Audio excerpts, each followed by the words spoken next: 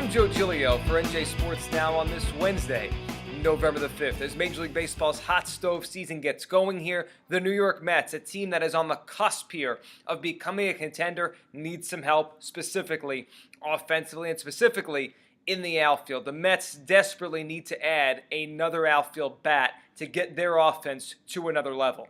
And when you look at the available outfield bats, Michael Cuddyer, the fact that the Rockies gave him a qualifying offer, that hurts the Mets' chances to get him. The fact that Nick Markakis, who I thought would be a really good fit with the Mets, looks like he's heading back to the Orioles, that's also a blow to the Mets. Where do the Mets go now for an ideal free agent fit, specifically in the outfield? Mike Vorkunov covers the Mets for New Jersey Advanced Media. Mike, for you, which free agent is ideal for the New York Mets this winter? For the Mets, free agency this offseason is all about finding offensive help and trying to be able to do it on a budget. Obviously, Michael Cuddyer would have been a good option, but he's getting the qualifying offer from the Rockies, so that seems to be out of the bag.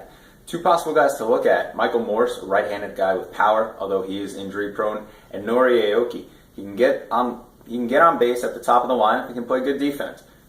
Two guys that the Mets should look after this offseason.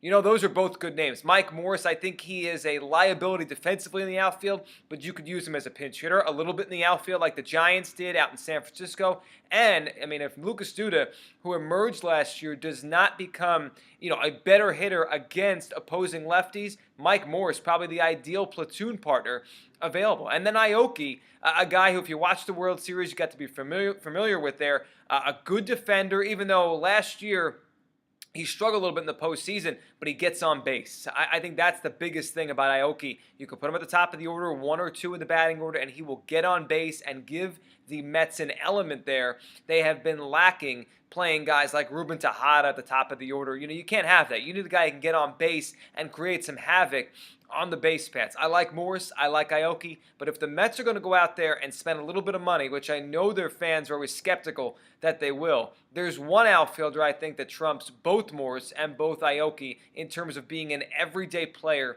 and a difference maker. The guy for me the Mets should go after to add to their outfield, the ideal free agent fit for me for the New York Mets would be former New York Yankee outfielder Melky Cabrera. A switch hitter, has really emerged here into a much better offensive player than I thought he was going to be when he was younger and with the Yankees. And yes, he's had the PED issues with the Giants a couple years ago, but he signed a 2-year contract in Toronto and he exceeded all expectations, specifically in 2014. You look up at the available free agent outfielders and you could put him up there with almost any of them underneath a guy like Nelson Cruz and his 40 home runs. I think Cabrera can play in New York. We know he can with the Yankees. I think he's a big game player. He has playoff experience. He's a switch hitter. You could put him at the top of the order. I think he'd thrive coming back to New York and playing in this environment. And I think he would thrive for a team in the Mets on the cusp of doing something special. Mike Morse would help.